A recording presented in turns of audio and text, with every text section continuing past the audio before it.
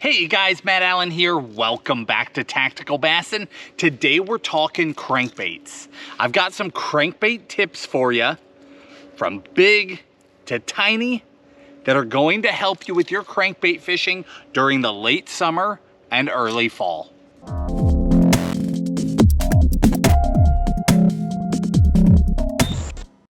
This is a funny time of year in bass fishing because the fish are doing so many different things.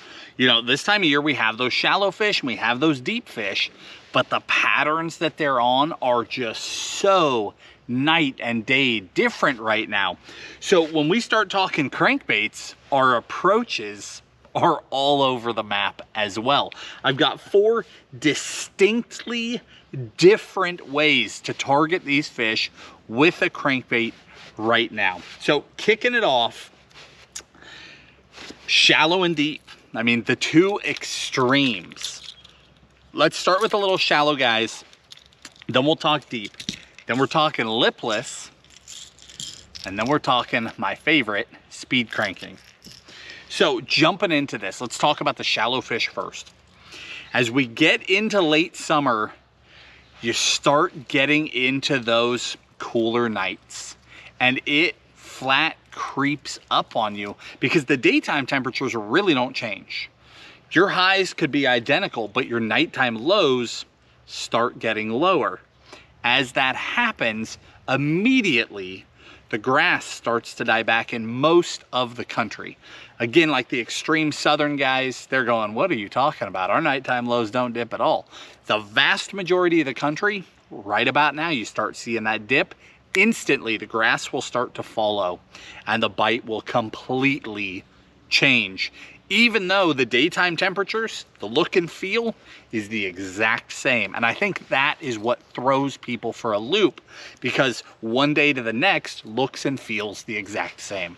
So your ultra shallow fish, those fish that have been up in grass, that have been up in cover, will push even shallower as that happens. They tend to get up in the last of the grass, and then once that grass really starts to fade out, they get up on the hard cover.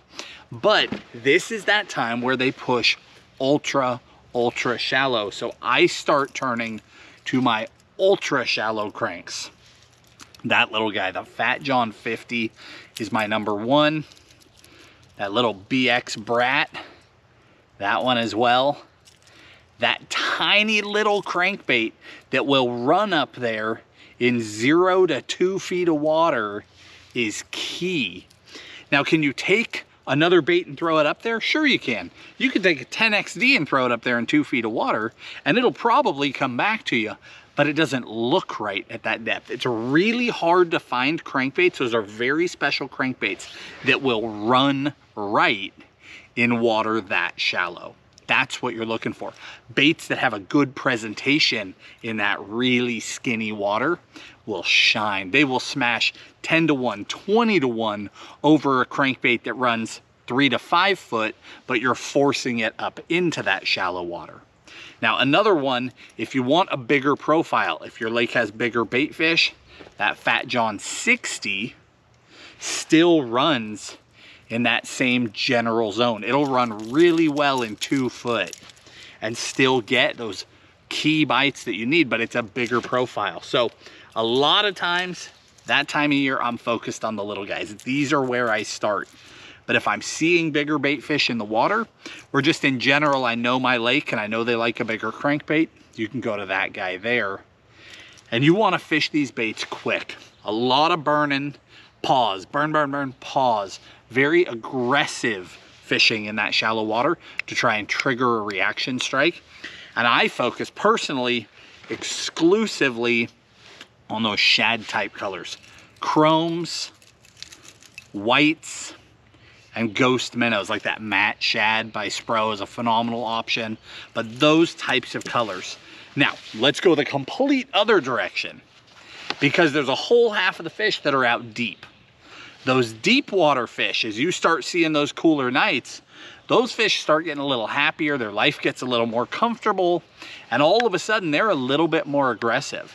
And that is why with them, I tend to go the other way to the extreme for those deep water fish, and I throw the big cranks. So this time of year, you won't see me throw a lot of, say, an 8XD. I'm gonna jump right over the top, and I'm gonna throw that 10XD. I'm not gonna throw a 6XD, I'm gonna throw that 10XD. The only time I fish in that mid-range is when I'm speed cranking, and that's because it's a completely different animal. But wide wobbling crankbaits in those mid sizes, I skip right over them as we head into fall. I'm either going ultra shallow, I'm going ultra deep with a big bodied bait with a lot of kick, or I'm speed cranking in the middle, drawing that key reaction. We'll get to that.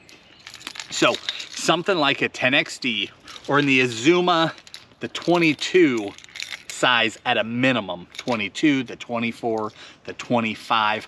One of these hard kicking crankbaits that will move a lot of water, and I'm throwing them, believe it or not, on a 7-to-1 reel.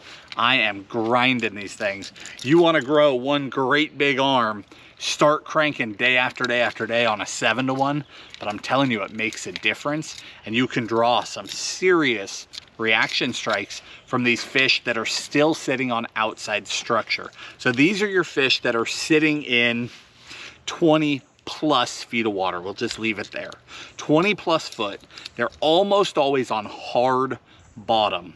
More specifically, they're almost always on rock. So if you're looking for them on your lake, you're looking for humps or rock piles, outside long tapering points, or sheer points that have big boulders on them. That's where you're going to find these fish this time of year, and they're going to be there for a while. That's a really consistent pattern when you can find it. Let's talk lipless. Actually, let's talk speed cranking. Then we'll end with lipless. Speed cranking, I'm gonna keep it really simple. Two baits for you, both in that mid-size. This is the Tactical DD75. This is literally our bait. Tim and I designed this bait with Simon from River to Sea for speed cranking. This guy right here, that's a Megabass Deep X 300. Another phenomenal speed cranking bait. These baits tend to have tighter actions, and you can go very fast with them. They'll deflect really well off of cover. Our bait specifically, we designed for bouncing off of cover, for hitting rocks and just crashing through, popping back out. That's what we wanted it to do. Very high floating, so when it does stick, it'll back out right away. So the way we fish these baits is we fish them on lighter gear. Okay, either straight 12-pound fluoro, or I fish braid to a 12-pound leader. One or the other. The warmer the water, I lean towards that braid to leader because it's more reaction driven. The cooler the water, I start leaning more to fluoro because it's just easier. You don't have to deal with as much reties and stuff like that on the fluoro. But the power of that braid to leader is incredible. So when we're speed cranking, these are the baits we fish in that mid depth. Still hard bottom.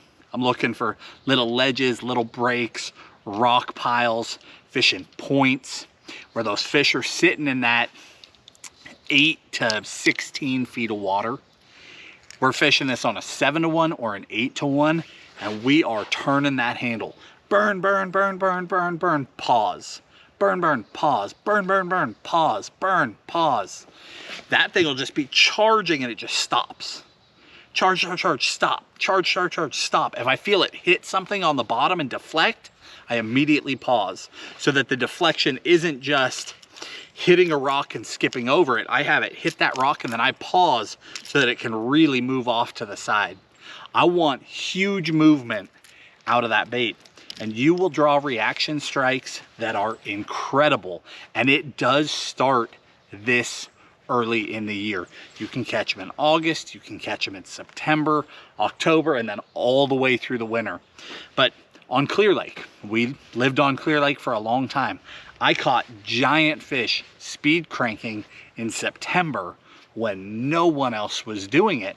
At that time, there's still a lot of grass on that fishery, but I could find hard outside structure, start deflecting really aggressively, and get those fish to react when most of the lake was completely dull and dead and there was no reaction bite, you really had to slow fish for them, 8-to-1 reel, going hard, drawing those key reaction bites.